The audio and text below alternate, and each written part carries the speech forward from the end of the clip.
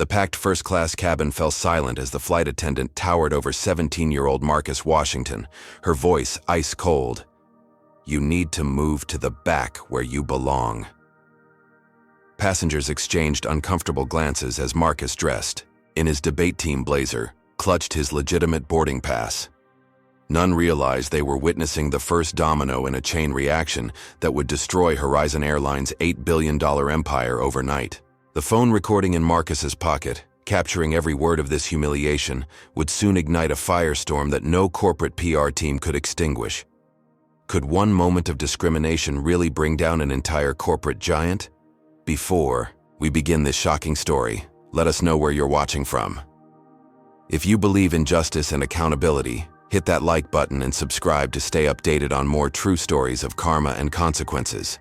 Your support helps us bring these important real-life events to light. Marcus Washington always knew education was his only ticket out of South Chicago's toughest neighborhood. Growing up in a small apartment with his mother, Letitia, who worked 2 jobs as a hospital aide and weekend cashier, Marcus learned early that excellence wasn't optional, it was survival. While gunshots sometimes interrupted his study sessions and underfunded schools meant sharing outdated textbooks, Marcus developed a gift that couldn't be denied: his voice. When he spoke, people listened. "You argue like a lawyer," his 8th grade teacher had told him after he expertly defended his position during a class debate. That casual comment planted a seed that bloomed into obsession. Marcus joined the debate team in freshman year of high school, spending hours at the public library researching topics and practicing rebuttals while other teens hung out on street corners. By junior year, Marcus had transformed from a shy, bookish kid into a formidable orator who could dismantle opposing arguments with surgical precision. "Remember, baby," his mother would tell him before competitions, her eyes tired but proud, "you have to be twice as good to get half as much, but you're strong enough to do it." Those words became his mantra, pushing him through late-night preparation sessions and nerve-wracking tournaments. The National High School Debate Championship wasn't just another competition. It represented everything Marcus had sacrificed for. Facing privileged students from elite private schools across the country, Marcus stood out in his thrift store suit with carefully polished second-hand shoes. But when the final scores were tallied, Marcus Washington from Southside High had made history, becoming the first student from his district to win the prestigious title. What happened next seemed like a dream. Harvard University's admissions director personally called to offer Marcus a full academic scholarship, including a special campus visit to meet professors from their world-renowned law program. The cherry on top, they were flying him first class to Boston. "First class?" Marcus had repeated, stunned. "Like at the front of the plane?" "You earned it," the admissions director assured him. "Harvard wants to welcome champions properly." The night before his flight, Marcus couldn't sleep. His debate coach, Mr. Reynolds, had spent hours briefing him on what to expect, how to dress, how to speak, even how to use the various utensils, if meals were served on board. "Remember, you belong there as much as anyone," Mr. Reynolds emphasized, straightening Marcus's tie during their final preparation. "But also remember what we've discussed about documentation. In this world, always have evidence," Marcus finished, patting his phone in his pocket. Mr. Reynolds had taught all his students from disadvantaged backgrounds to discreetly record interactions where discrimination might occur. "Not because you're paranoid," he would explain, "but because preparation eliminates doubt." The morning of the flight arrived with perfect spring weather. Marcus wore his debate team blazer with a crisp white shirt and his best tie, a graduation gift from Mr. Reynolds. His mother hugged him tightly at the bus stop where they said goodbye. "I'm so proud of you," she whispered, tears threatening to fall. "Call me the minute you land." At O'Hare International Airport, Marcus approached the Horizon Airlines premium check-in counter, his heart pounding with excitement and nerves. It was his first time flying, let alone in first class. The attendant's smile faltered slightly when he handed over his ID and confirmation number. "You're in first class?" she asked, eyebrows rising as she stared at her screen. "Yes, ma'am," Marcus replied politely. "Harvard University booked it." She frowned, typing rapidly. "I'll need to see the credit card used for this purchase." "I don't have it." The university made the arrangements directly, Marcus explained, maintaining his composure despite the knot forming in his stomach. The attendant called over a supervisor, who reviewed his information with visible skepticism before finally issuing his boarding pass. "Make sure you go to the right seat," the supervisor said pointedly, handing him the ticket. "First-class passengers, board first." As Marcus walked away, he heard them whispering. His mother's words echoed in his mind. "You have to be twice as good to get half as much." Taking a deep breath, Marcus headed toward the security checkpoint, determined not to let these small indignities ruin his big moment. Security was another challenge. While other passengers moved through quickly, agents pulled Marcus aside for random additional screening. They checked his carry-on twice, patted him down, and questioned why he was flying first class. Each interaction chipped away at his excitement, replacing it with a familiar discomfort. But Marcus reminded himself of everything he'd achieved to earn this moment. Harvard was waiting. A future beyond anything his neighborhood friends could imagine was within reach. No amount of suspicious glances could take that away. As boarding time approached, Marcus took his place in the priority line, boarding pass clutched firmly in hand. Other first-class passengers, mostly older white men in business suits, gave him curious glances. Marcus stood tall, channeling the confidence that had won him the national championship. He belonged here, documentation or not. When they called for first-class boarding, Marcus stepped forward, unaware that the most humiliating experience of his young life was about to unfold, one that would ultimately bring an airline empire crashing down. The moment Marcus Washington stepped onto the aircraft, flight attendant Victoria Hargrove noticed him. With 20 years of experience serving Horizon Airlines' elite cabin, Victoria prided herself on knowing exactly what a real first-class passenger looked like. This black teenager in a blazer that couldn't possibly be designer didn't fit her mental image. Victoria's perfectly lipstick smile remained fixed, but her eyes hardened as Marcus approached row 2. Have you ever witnessed discrimination happening right before your eyes? Comment number 1 if you've ever stepped in to help someone being treated unfairly. Or number 2 if you regret staying silent during such a moment. Don't forget to subscribe to hear more stories of justice and consequences. Boarding pass, Victoria demanded before Marcus could even set down his backpack. Her tone was notably different from the warm, welcome aboard she'd offered the gray-haired executives ahead of him. Marcus handed over his ticket, maintaining the polite smile his mother had drilled into him for interactions with authority figures. "Good morning," he offered. Victoria scrutinized his boarding pass as if examining a counterfeit bill. "2B, are you sure you're in the right cabin?" Her voice carried clearly to nearby passengers. "Yes, ma'am," Marcus replied, his debate training helping him maintain composure despite the heat rising in his cheeks. "Harvard University arranged my flight." Victoria's eyebrow arched. "Harvard? How interesting?" Her tone suggested she found it anything but believable. She reluctantly handed back his boarding pass. "Seats on the right." Marcus slid into his plush leather seat beside a white man in his 40s absorbed in his laptop. The man, Cameron Pierce, though Marcus didn't know his name yet, briefly glanced up then returned to his screen without acknowledgement. Following Mr. Reynolds' advice about flying etiquette, Marcus stowed his backpack, fastened his seatbelt, and sat with perfect posture, trying to be as unobtrusive as possible. Yet Victoria's eyes kept finding him during pre-flight preparations, monitoring his every move. When she distributed hot towels, she nearly skipped Marcus until he made eye contact. When offering pre-flight beverages, she served everyone else in first class before turning to him with visible reluctance. "Water," Marcus requested simply.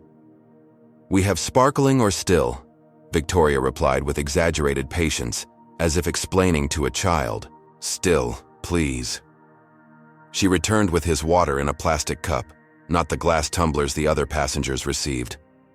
Marcus noticed but said nothing, discreetly activating his phone's recording feature in his blazer pocket as Mr. Reynolds had taught him, not to make trouble but to protect himself.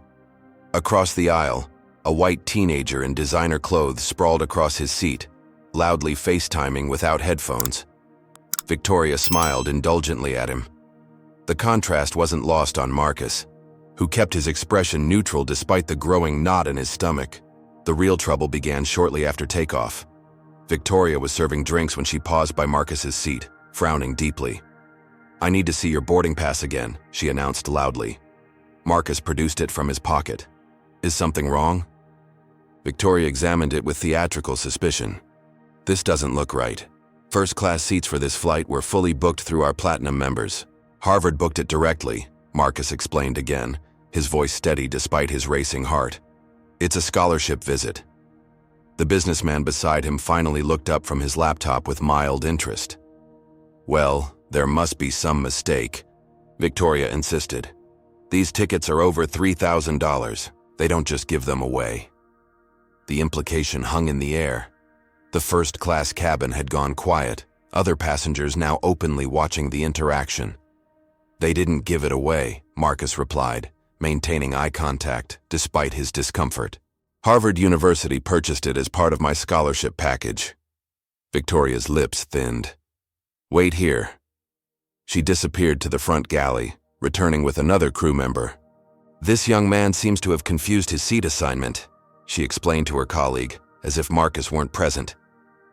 "My seat is 2B, Marcus stated firmly. "I've shown my boarding pass twice now." Victoria leaned closer, lowering her voice, but still audible to nearby passengers. "Listen, we both know you don't belong here. There's an empty seat in economy I can move you to without making a scene. Wouldn't that be better for everyone?"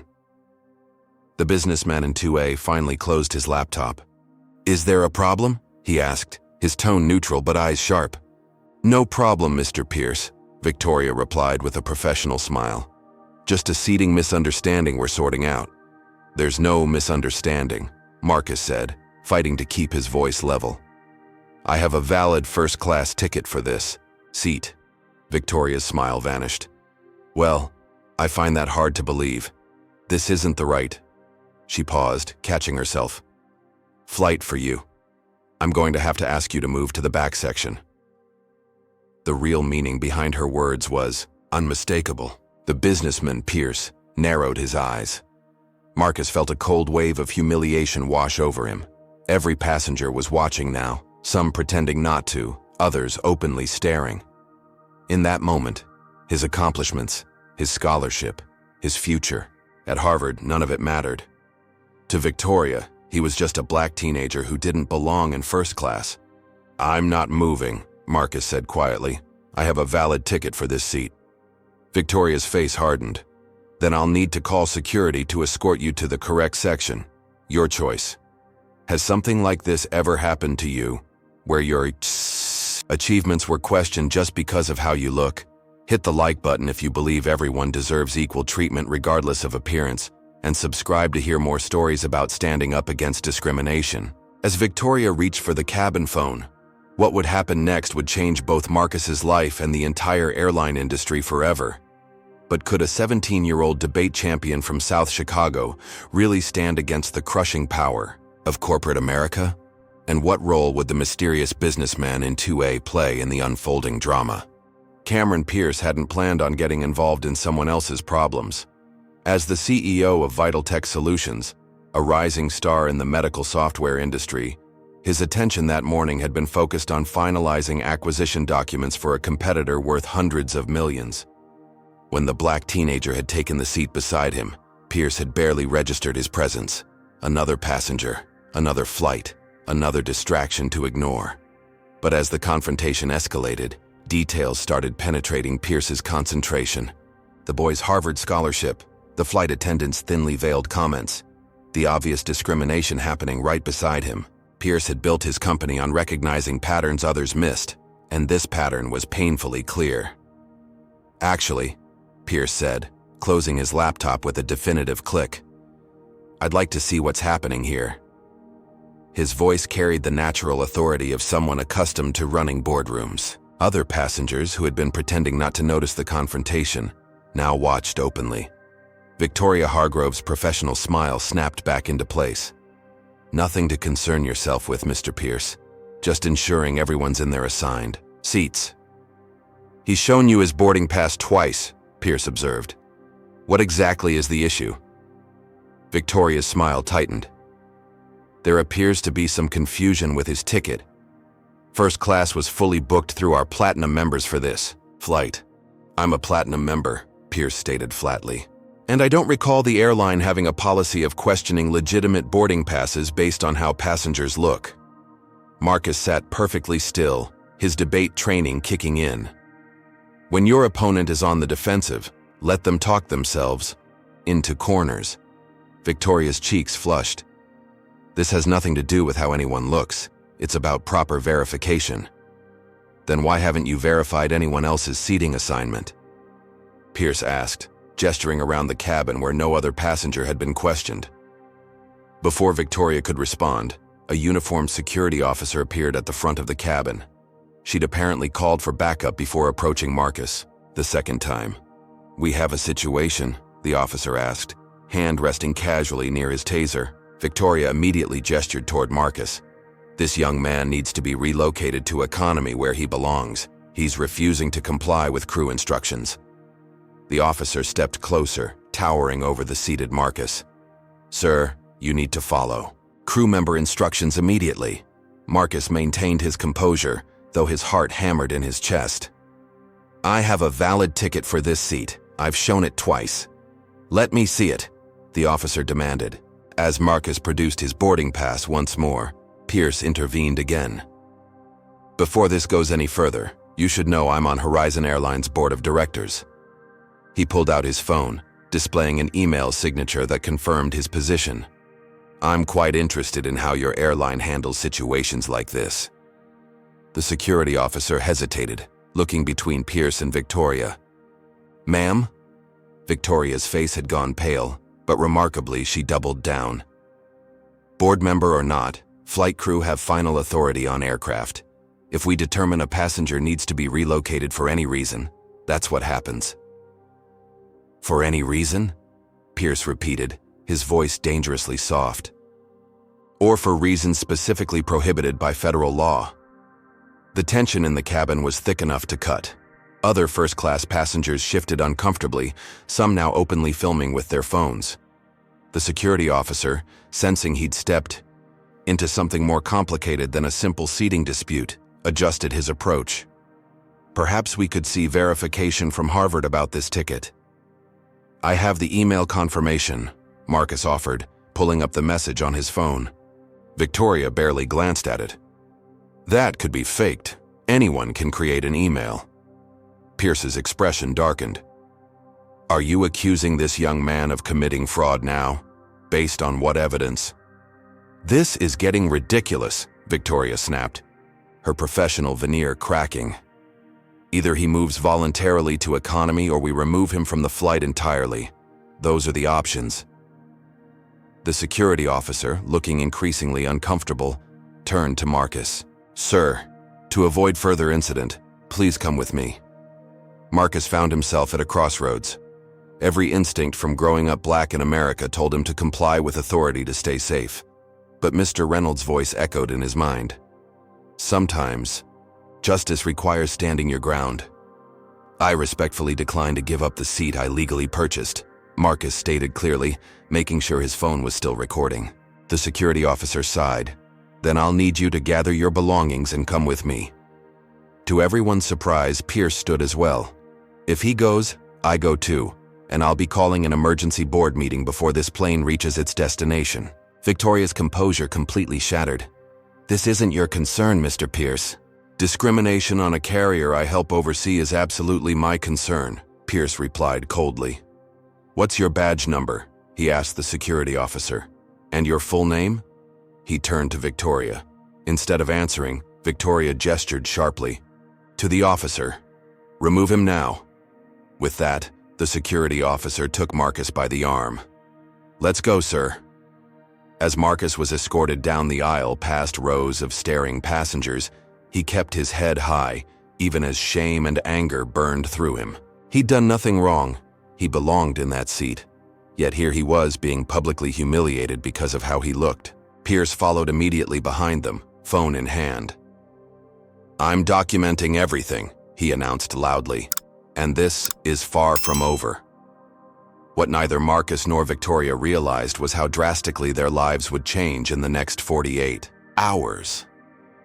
The confrontation that had begun with a boarding pass was about to escalate into a corporate catastrophe unlike anything Horizon Airlines had ever faced. The economy section of Flight 1523 felt like another world compared to first class. Instead of spacious leather seats and attentive service, Marcus Washington found himself wedged into a middle seat between an overweight businessman who immediately claimed both armrests and a woman who pointedly applied perfume the moment Marcus sat down. The tight quarters felt even more suffocating under the weight of his humiliation. From 17 rows back, Marcus could see Victoria Hargrove triumphantly serving drinks in first class, her vindicated posture unmistakable even at a distance. Each time she passed Cameron Pierce, now reseated in economy as well after his protest, she made a point of ignoring him completely. "This is completely unacceptable," Pierce muttered, furiously typing on his phone from across the aisle. Though they hadn't been seated together, Pierce had positioned himself where he could maintain visual contact with Marcus. "I'm emailing the entire board and CEO right now." Marcus nodded gratefully, but remained silent, overwhelmed by emotions he couldn't afford to display. Public emotion was a luxury black teenagers couldn't risk, as his mother had always warned. Instead, he sent a brief text to his mother explaining what had happened. The response came almost immediately. "I'm calling Harvard right now. Don't say anything more to anyone. Love you, baby." Letitia Washington wasn't just any mother. Raising a black son alone in South Chicago had taught her to be a fierce advocate. Within minutes of receiving Marcus's text, she was on the phone with Harvard's scholarship office, her voice shaking with controlled fury as she explained what was happening to their incoming student.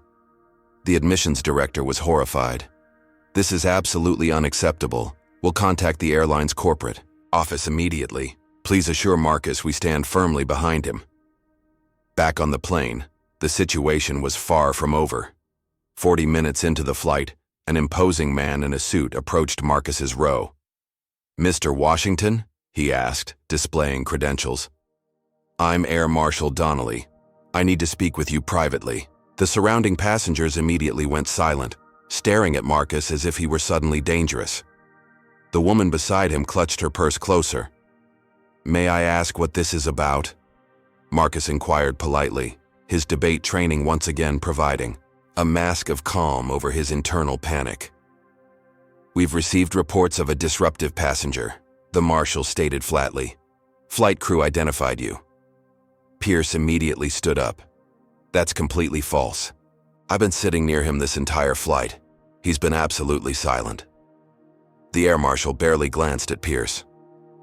"Sir, please remain seated. This doesn't concern you." "Actually, it does," Pierce countered, holding up his phone to display his Horizon Airlines board credentials. "And I can tell you with complete certainty that any report of disruption is fabricated." Other passengers had begun filming the confrontation. The hashtag "First Class While Black" would start trending within the hour. The air marshal, now realizing he might be walking into a public relations nightmare, moderated his tone. "I still need to interview Mr. Washington privately." "I haven't left my seat since boarding," Marcus stated calmly. "I haven't spoken to anyone.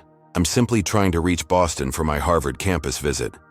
"Harvard," the marshal repeated, doubt evident in his tone as he looked at Marcus's debate team blazer.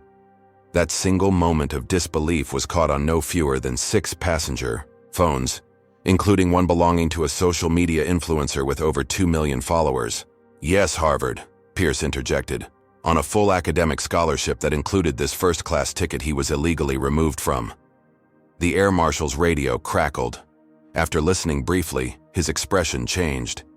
"The captain has decided to return to O'Hare for security reasons." A collective groan went through the cabin. "Because of me?" Marcus asked, disbelief clear in his voice. "Due to a security situation," the marshal replied evasively. "The only security situation on this aircraft is the blatant racial profiling of a minor," Pierce announced loudly enough for several rows to hear. Murmurs of agreement rose from passengers who had witnessed Marcus's removal from first class. The plane banked sharply, beginning its return to Chicago.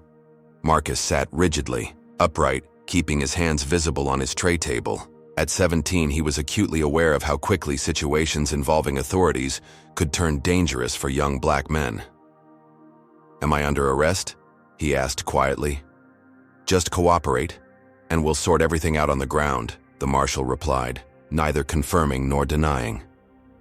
The next 40 minutes were the longest of Marcus's life. Passengers throughout economy openly discussed what they'd witnessed, many expressing outrage on his behalf. Several approached to offer their contact information as witnesses. Victoria remained in first class, conspicuously absent from the economy cabin she typically would have checked during landing preparations. When the plane finally taxied to the gate, the captain's voice came over the intercom. "Ladies and gentlemen, we apologize for the inconvenience. Local authorities will board momentarily. All passengers please remain seated." The local authorities turned out to be 4 airport police officers who entered and made a beeline directly for Marcus's seat. "Sir, please gather your belongings and come with us," the lead officer instructed. "He's 17 years old and has committed no crime," Pierce protested, standing again despite flight attendants urging passengers to remain seated. "Sir, interfering with police business is a federal offense," one officer warned Pierce. Marcus stood carefully, maintaining perfect politeness. "I'm happy to cooperate," he said clearly for the benefit of the many recording phones. "May I ask what I'm being detained for?" None of the officers answered directly. Instead, they surrounded him and escorted him toward the exit while passengers called out in protest. "This is wrong! He didn't do anything! I'm posting this right now!" As Marcus was led down the jetway, he spotted a news camera already, positioned near the gate. Somehow word had gotten out. The story was spreading faster than anyone at Horizon Airlines could have anticipated. In the airport security room where Marcus would spend the next several hours without charges being filed, he had no way of knowing that his mother was already halfway to Chicago in a car provided by Harvard University's legal team, or that Cameron, Pierce, was giving a blistering interview to a local news crew, or that Victoria Hargrove was being sequestered by Horizon Airlines' hastily assembled crisis team. The video of his humiliation had already reached 1 million views. By midnight, that number would multiply tenfold, and Horizon Airlines stock would begin its catastrophic plunge when markets opened the next morning. The detention room at O'Hare International Airport was sterile and cold, with fluorescent lights that made Marcus Washington's skin look ashen. 2 airport security officers stood guard, while a third peppered him with the same questions repeatedly, as if hoping Marcus would eventually contradict himself. Have you ever witnessed injustice happen in public and wondered why more people didn't step in? Comment number 1, if you believe bystanders have a responsibility to speak up, or number 2, if you think it's better to mind your own business. Don't forget to hit that subscribe button if you want to see more stories about everyday heroes fighting back against discrimination. "So you admit you refused to follow crew instructions," the officer stated for the 3rd time, twisting Marcus's consistent account.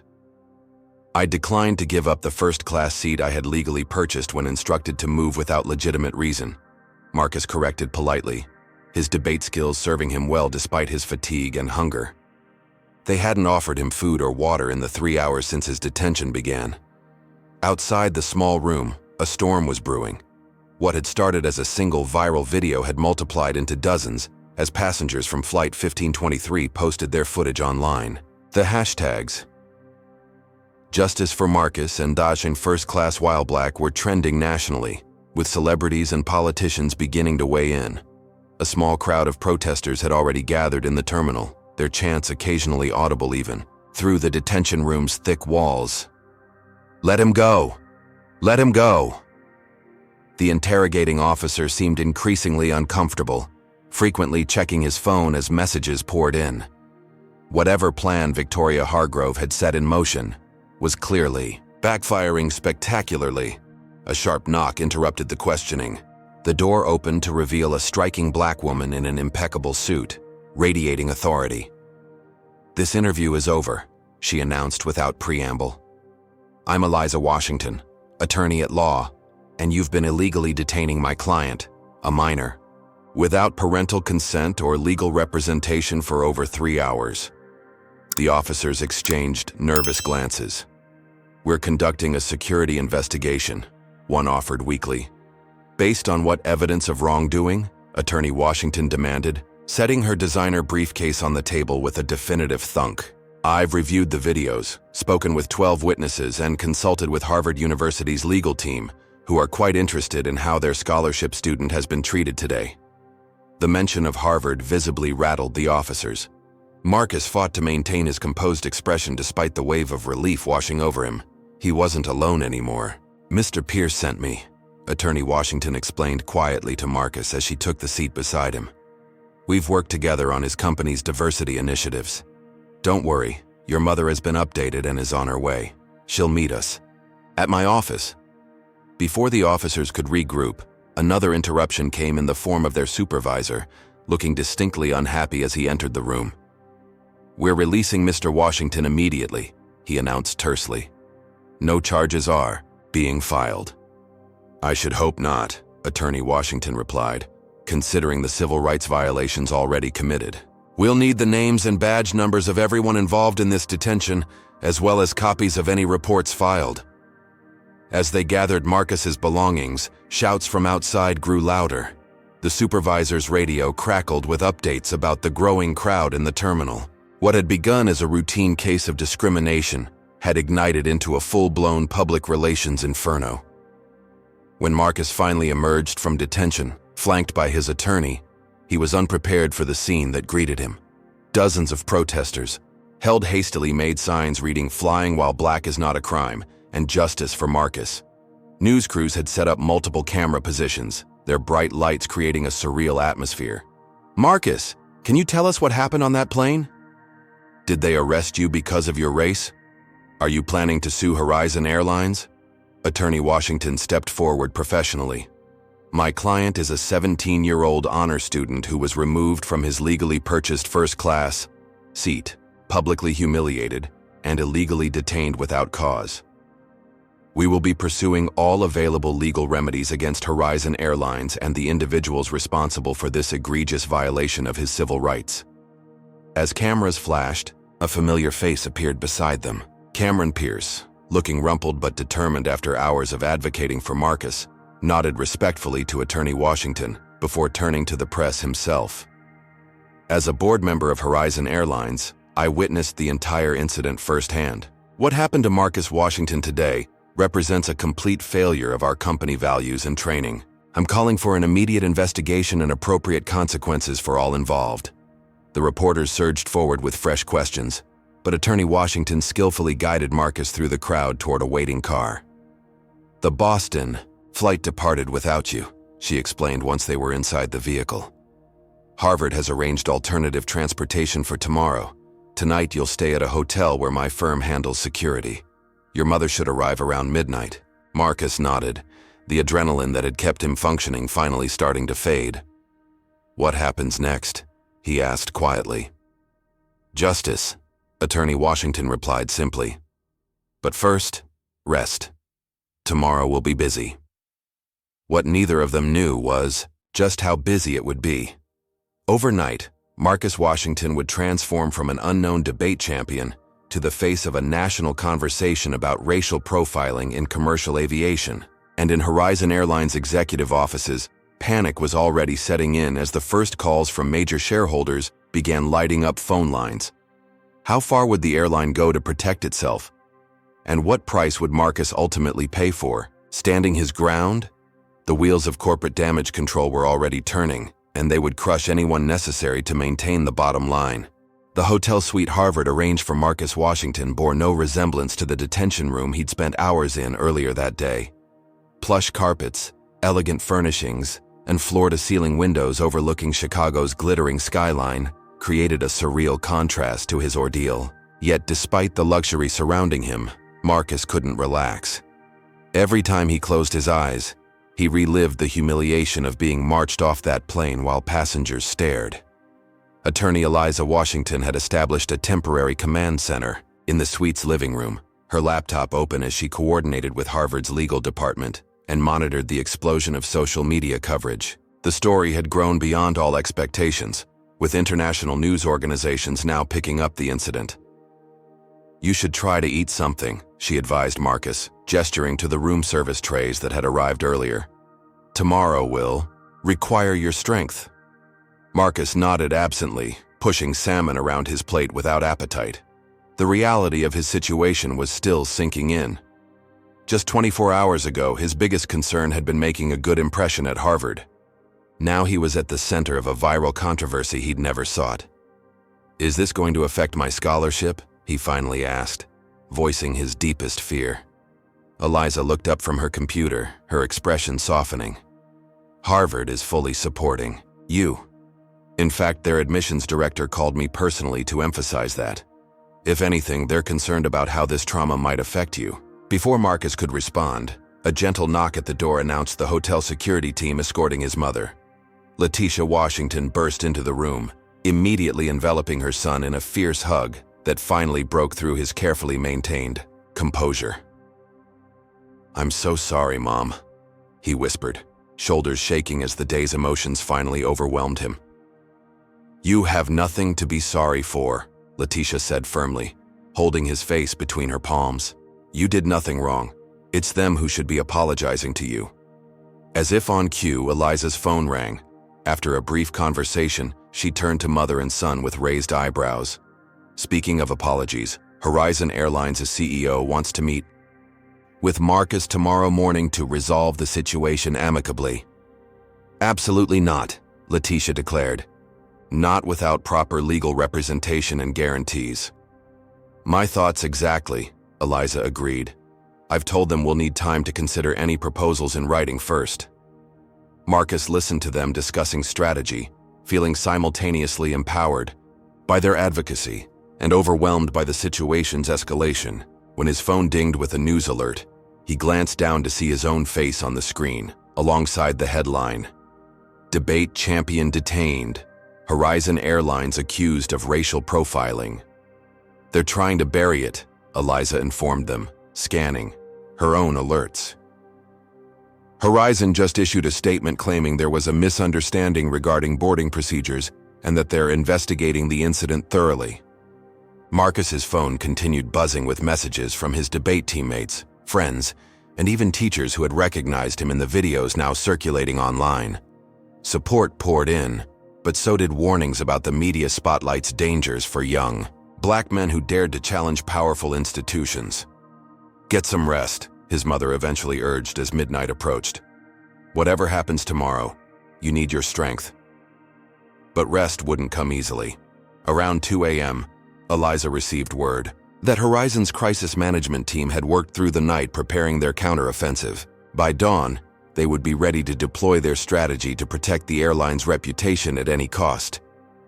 When Marcus finally drifted into uneasy sleep, he had no idea that across town, in a corporate boardroom with a view of the same skyline, executives were already discussing how to discredit a 17-year-old debate champion whose only crime had been expecting equal treatment. Richard Harrington, CEO of Horizon Airlines, hadn't expected to be in the office at 6 a.m. on a Saturday. Dressed in hastily donned golf clothes, he'd been scheduled for a morning tea time at his exclusive country club. He stalked around, the conference room where his crisis management team had been working all night. The stock market wouldn't open for hours, but early indicators from international markets suggested trouble ahead. "Give me something I can use," he demanded, glaring at the presentation displayed on the wall screen. "What exactly is our exposure here?" Patricia Yates, head of legal, cleared her throat. "The videos are problematic. We've counted 17 different passenger recordings now circulating online. Multiple angles, clear audio. She hesitated, searching for a diplomatic term. "It's a complete disaster," finished Marcus Winters, their newly hired crisis management consultant. The flight attendant explicitly told him to move to the back where he belongs, on camera, with witnesses, including a board member. Harrington's face darkened. "Victoria has been with us 20 years. She's my wife's niece, for God's sake. There must be context we're missing." "The context is that she humiliated a Black Harvard scholarship winner for sitting in first class," Winters stated bluntly, "and our air marshal doubled down by treating him like a security threat with zero evidence." The room fell uncomfortably silent. Everyone present knew Victoria Hargrove's connection to the CEO went beyond professional ties. Her rapid promotion through senior cabin service ranks, despite numerous passenger complaints, had been a source of quiet controversy within the company for years. "What's our immediate damage control?" Harrington finally asked. The head of public relations clicked to the next slide. "We've issued a standard investigating the situation statement. Victoria has been placed on administrative leave with pay. We're offering Marcus Washington and his family compensation and upgraded travel for a year." "Will that be enough?" Harrington pressed. Patricia Yates shook her head. "Unlikely. Their attorney is Eliza Washington from Civil Rights Action Network. She doesn't settle discrimination cases quickly or cheaply." "Any relation to the kid?" Harrington asked. "None. Pure coincidence on the surname. But she's formidable. Harvard's legal department has also indicated they're prepared to file a separate action on behalf of their admitted student." Harrington cursed under his breath. "What about Pierce? Can we get him under control?" The PR director winced visibly. "He's been, outspoken. Multiple interviews yesterday. He's called for your resignation and Victoria's termination." "He's on our board," Harrington exploded. "Which gives his statements even more weight," Winters pointed out. "The public sees him as a whistleblower with insider knowledge." The meeting was interrupted by a junior executive bursting through the door, tablet in hand. "Sir, you need to see this." He placed the tablet before Harrington, who read the screen with growing horror. Harvard University had just issued a public statement condemning Horizon Airlines and announcing the cancellation of their corporate travel contract worth millions annually. "They can't do that," Harrington sputtered. "We have a binding agreement." "It has a morals clause," Patricia Yates reminded him quietly. "And this isn't the only cancellation coming in. 3 major corporations have indicated they're reviewing their travel policies with us in light of yesterday's incident." As if the situation couldn't worsen, Harrington's private line rang. The chief financial officer's name flashed on the screen. "What is it, Frank?" Harrington snapped after jabbing the speaker button. "Markets just opened in Europe. Our stock is down 12% already. Asian markets closed with us down 17%. Analysts are predicting North American markets will be worse." A stunned silence fell over the conference room.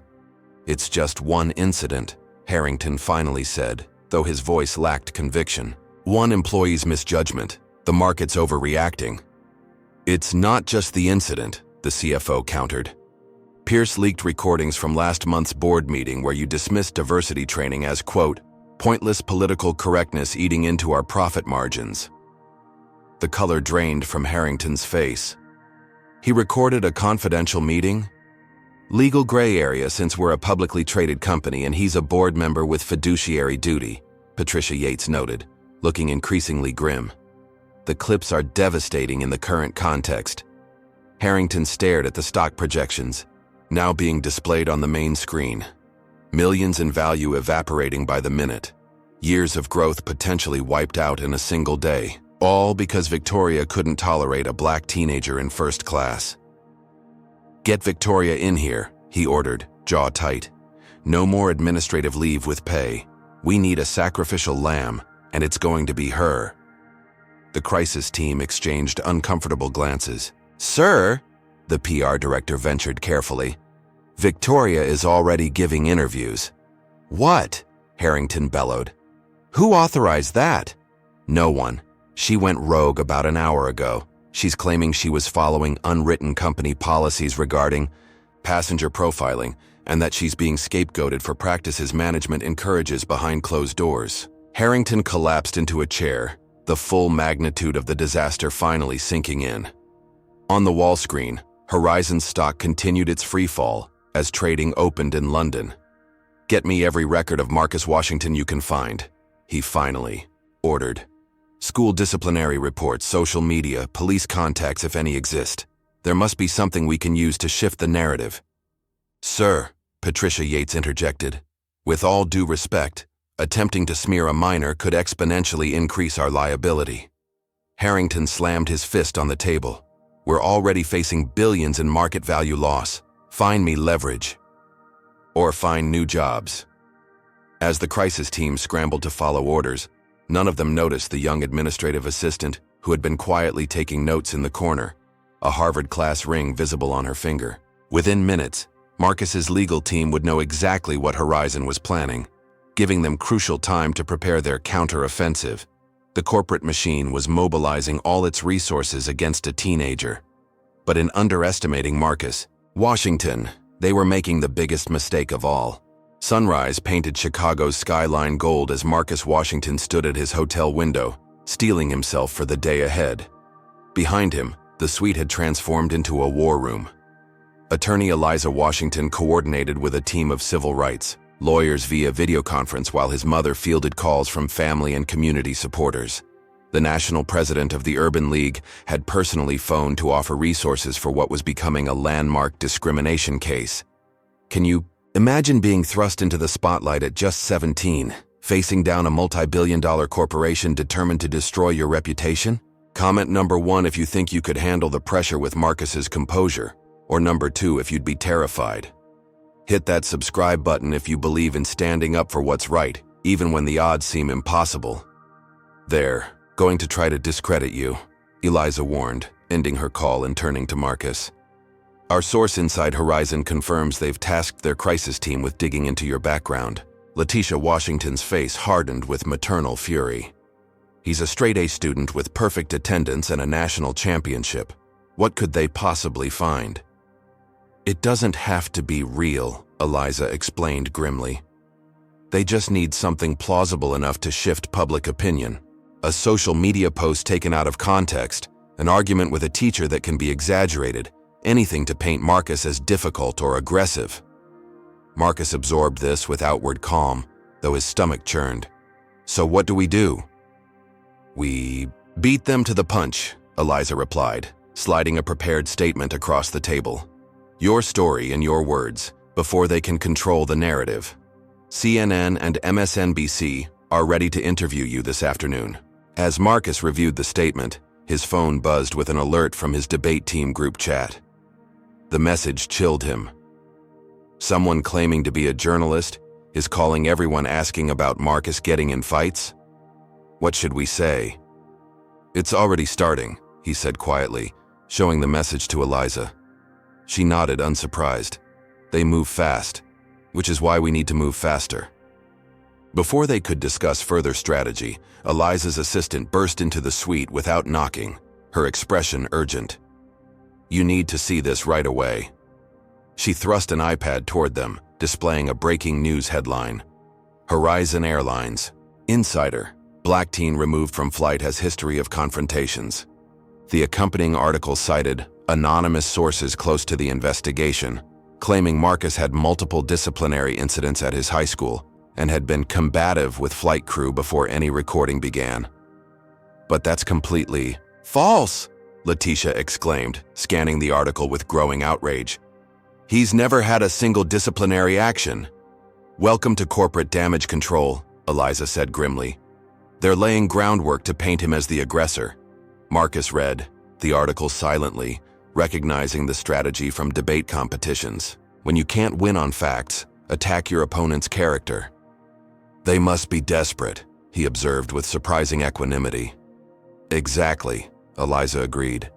And desperate opponents make mistakes. This smear job gives us grounds for additional defamation claims. While they strategized their response, Marcus's phone continued buzzing with disturbing notifications. His social media accounts were being flooded with hate messages from trolls who'd clearly never seen the actual videos. Someone had posted his home address in South Chicago online, forcing his elderly grandmother to temporarily relocate to a cousin's house after receiving threatening calls. Most shocking of all came the call from Southside High School's principal. Marcus, I hate to tell you this, but the school received a call from your employer requesting your attendance records. When we refused without proper authorization, our system was hacked an hour later. We're investigating, but your records may have been compromised. The realization that Horizon Airlines would go this far stunned even Eliza. They're using corporate espionage tactics against a high school student, she muttered, taking notes for additional legal claims. The final blow came just before noon. Letitia's phone rang with a call from her supervisor at Memorial Hospital, where she'd worked for 11 years as a patient care coordinator. "They're letting me go," she announced after a brief, tense conversation. "Budget cuts effective immediately." Her expression left no doubt about the real reason. The hospital's largest corporate donor is HealthShare Insurance. Their CEO sits on Horizon Airline's board. The suite fell silent as the implications sank in. This wasn't just a public relations battle anymore. Horizon was systematically attacking every aspect of their lives. Eliza's jaw tightened as she added another note to her growing list of legal violations. "They've crossed into illegal retaliation. We now have grounds for a federal case." Marcus watched his mother trying to maintain her composure, the same way she always had through every hardship they'd faced. Something inside him shifted. The debate champion who carefully considered every angle before speaking found a different voice, direct and unwavering. "Enough," he said simply. "I'm ready." For the cameras. Within the hour, Marcus Washington sat before CNN's national audience, poised in his debate blazer, articulating the systematic discrimination he'd experienced with clarity that belied his 17 years. When asked about the allegations regarding his character, he smiled with remarkable composure. "I welcome Horizon Airlines to present a single documented instance of misconduct from my academic or personal record. My transcript, attendance record, and community service history are available for public review with my full permission. The question isn't whether I belong in first class, it's whether corporations belong above the law." The interview went viral instantly, viewers captivated by the teenager's eloquence and dignity in the face of corporate attacks. His stand with Marcus began trending nationwide, with celebrities and politicians publicly supporting him. Most damaging. For Horizon, Cameron Pierce released the recording of that morning's crisis meeting, where executives had explicitly ordered the character assassination of a minor. The public reaction was swift and devastating. Horizon stock plummeted another 20% before trading was temporarily halted. By nightfall, the narrative had completely reversed. Horizon wasn't fighting a discrimination claim anymore. They were battling for their corporate survival as boycotts mounted and shareholders demanded answers. What had begun as one flight attendant's prejudice had exposed a culture of discrimination that could no longer hide behind corporate policies. "They made a critical miscalculation," Eliza observed, as they watched Horizon's CEO fumbling through a disastrous press conference.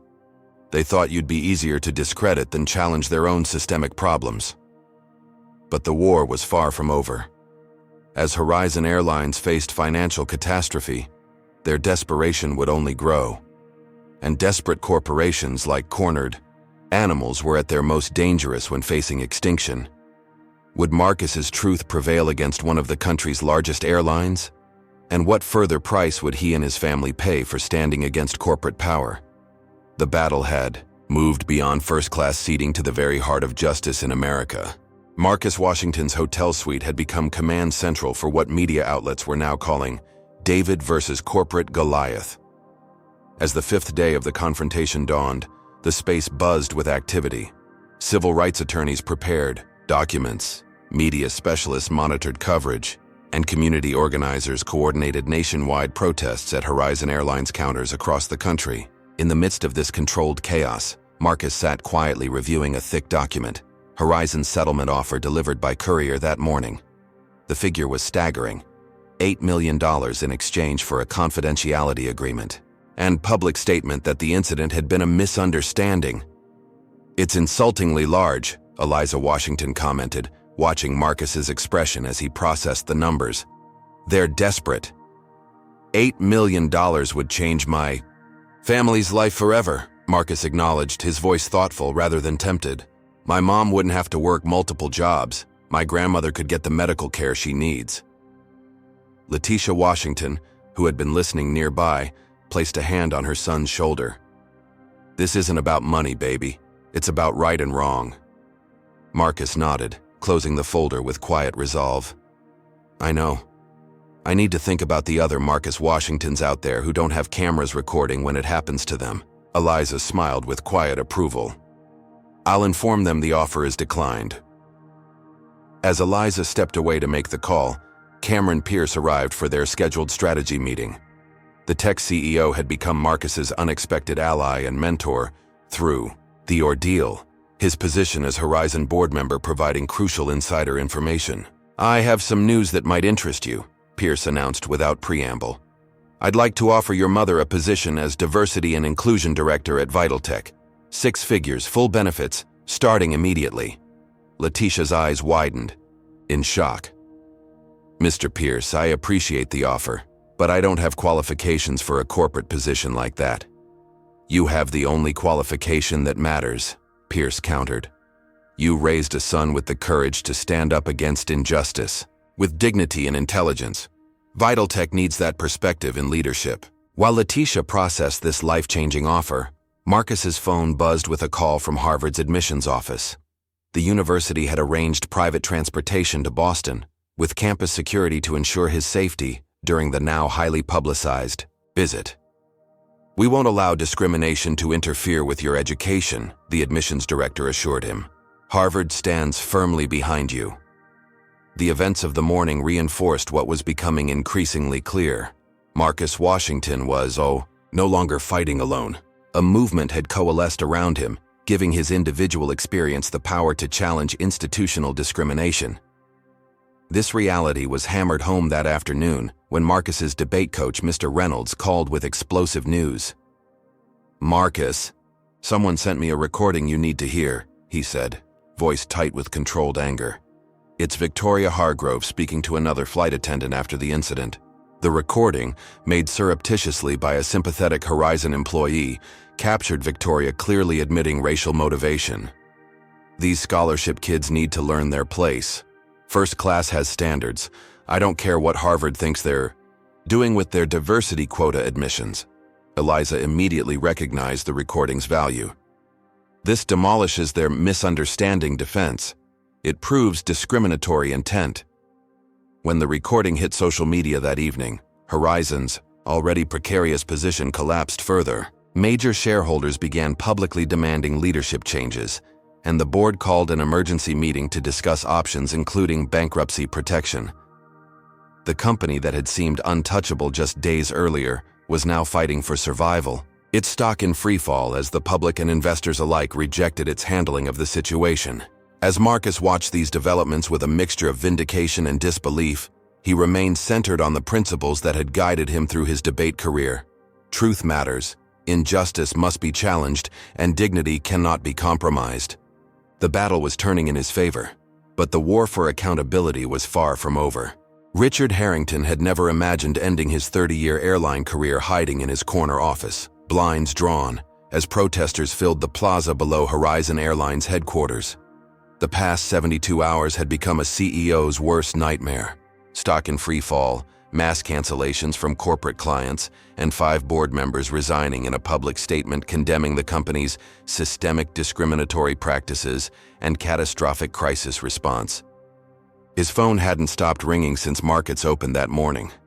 Horizon Airlines had lost an unprecedented $8 billion in market value in just 3 trading days. Institutional investors were demanding his immediate resignation, threatening additional legal action if he refused. On his desk lay the press release drafted by the remaining board members. Victoria Hargrove had finally been terminated, but the carefully worded announcement was too little, too late. The flight attendants union had already issued a statement, distancing themselves from Victoria's actions and criticizing management's handling of diversity issues. "Sir, the shareholders' representative is calling again," his assistant announced through the intercom. "And CNN is broadcasting live from our lobby." Harrington loosened his tie, feeling the walls closing in. How had one incident with a teenager escalated to corporate catastrophe? The 8th floor conference room was filled with bankruptcy attorneys, running scenarios as Horizon's credit rating collapsed, and partners began invoking contract escape clauses. The final blow came unexpectedly from Victoria herself. Bitter about her termination and facing professional ostracism, she had given an explosive interview to the Washington Post, revealing what she called Horizon's unofficial passenger profiling guidelines. "We were trained to watch for passengers who don't match the premium class profile," she claimed. "Management never put it in writing. But the message was clear about who belonged in first class and who didn't. I'm being scapegoated for policies that come from the top.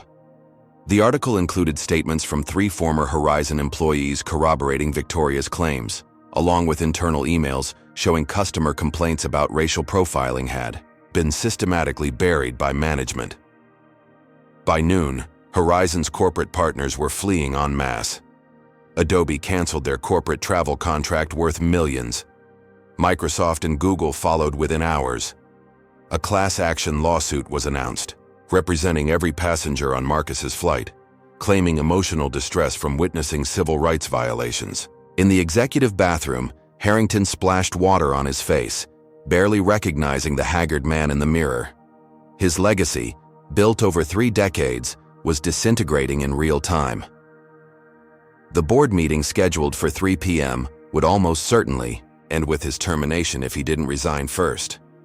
What he didn't know was that his worst mistake had yet to be revealed. In a private call with major investors that morning, Harrington had been recorded dismissing the controversy. "This will blow over. The kid got his 15 minutes of fame, but eventually people forget. We just need to weather the storm until the next news cycle." The recording, leaked by a shareholder disgusted with management's attitude, was already spreading online.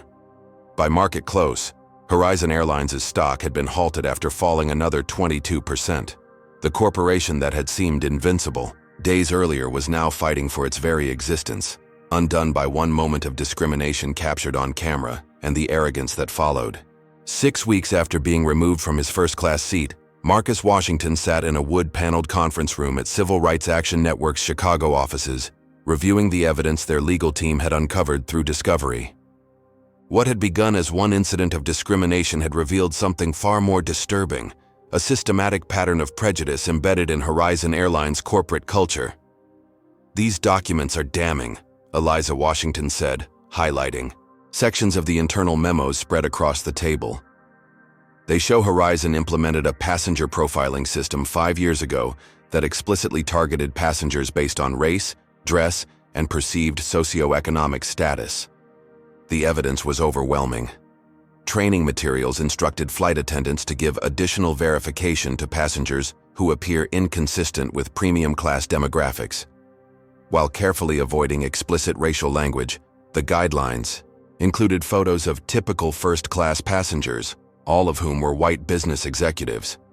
Most shocking was Victoria Hargrove's personnel file, obtained through court order despite Horizon's aggressive attempts to seal it.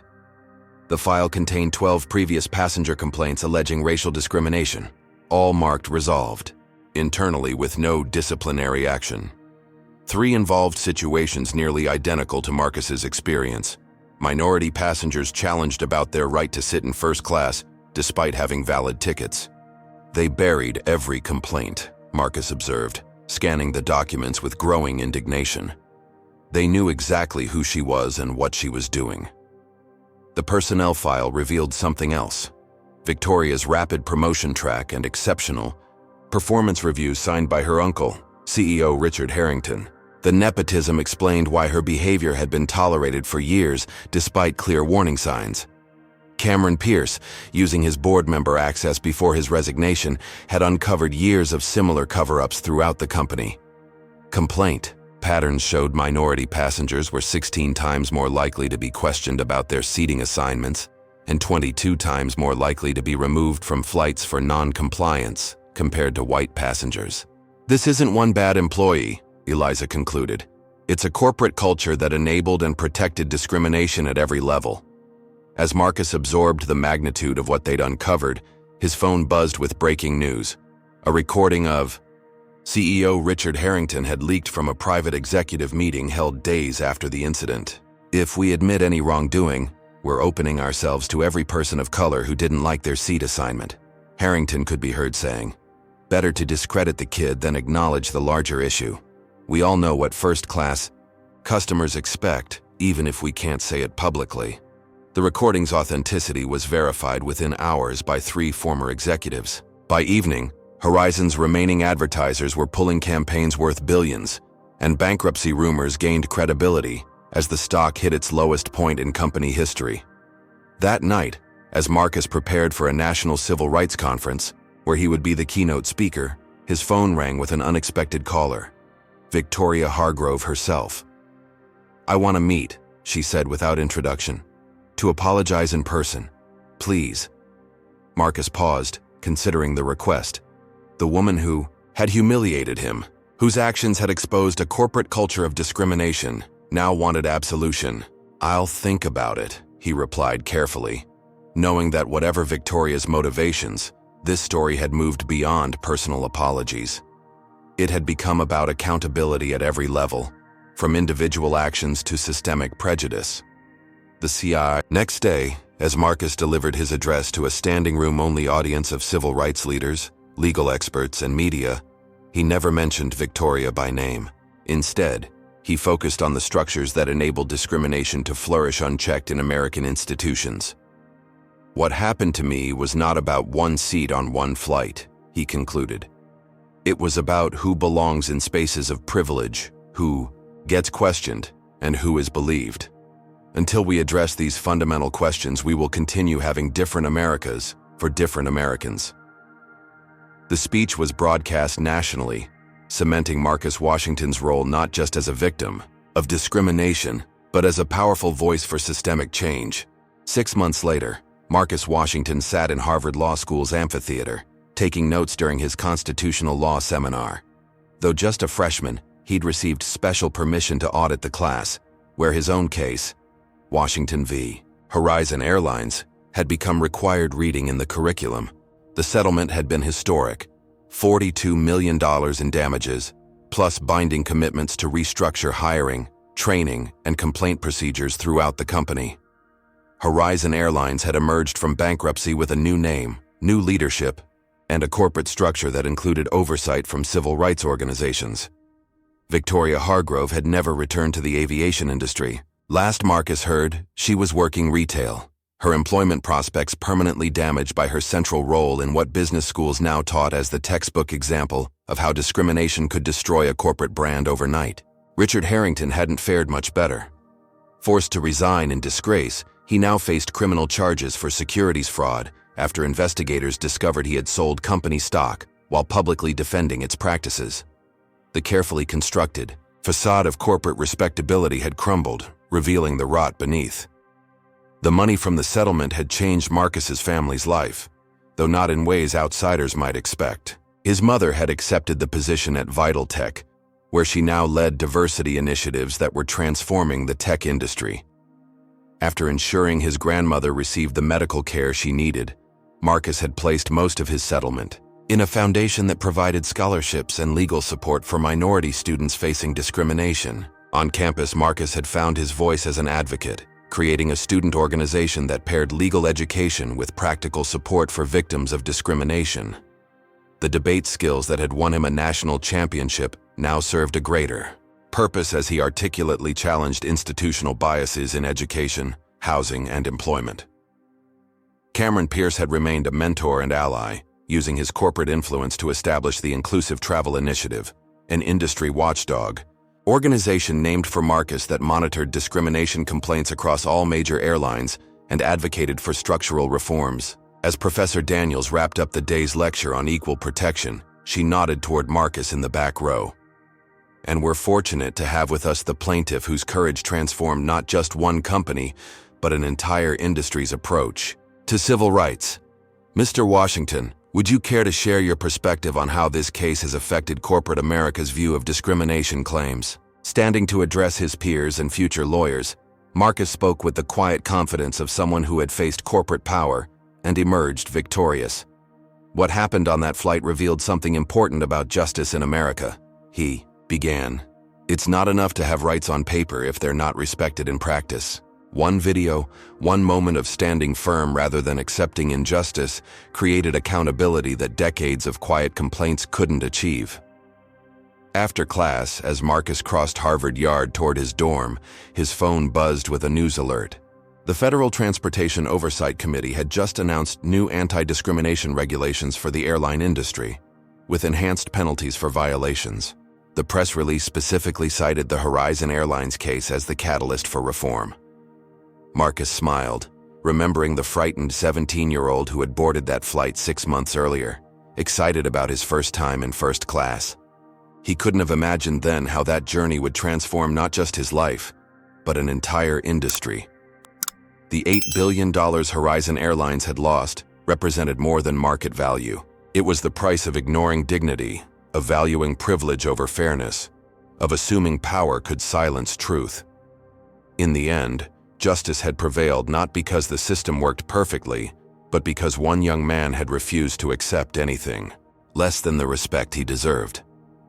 As future Harvard lawyers now studied his case, Marcus Washington continued preparing for a career ensuring that what happened to him would lead to lasting change, not just for one airline or one industry, but for a society still struggling to fulfill its promise of equal justice for all.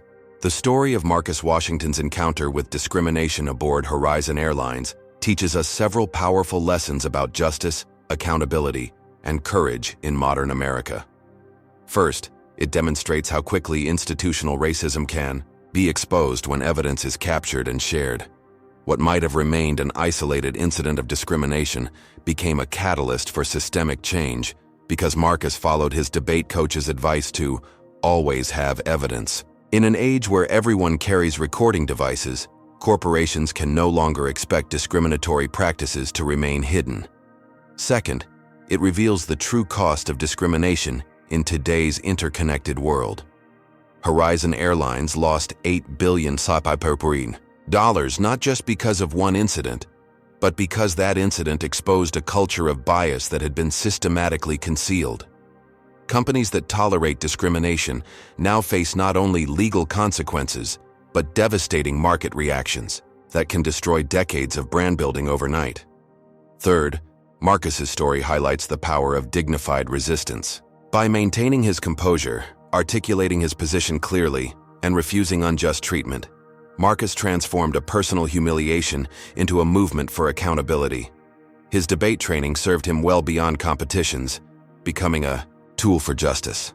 Perhaps most importantly, this case demonstrates that systemic change often requires both individual courage and collective action. Marcus standing his ground created the spark, but it took allies at every level, from fellow passengers with their phones to Harvard's institutional support to Pierce's insider knowledge, to create meaningful reform. The $8 billion Horizon lost wasn't just a financial penalty. It was the market's declaration that discrimination is no longer a viable business practice in America. Have you ever witnessed discrimination and wondered if speaking up could really make a difference? Marcus's story shows how one person's stand for dignity can create ripples that transform entire industries. Have you ever stood up against injustice, or do you regret staying silent? Share your experience in the comments below. If you believe in a world where everyone deserves equal respect regardless of their appearance, hit that like button and subscribe. For more powerful stories of everyday people challenging systemic injustice, your support helps us continue bringing these important narratives to light. Remember, change doesn't always require grand gestures. Sometimes it starts with simply refusing to accept unfair treatment and having the courage to say, "This isn't right." Thank you for watching, and may we all find Marcus's courage when faced with injustice in our own lives.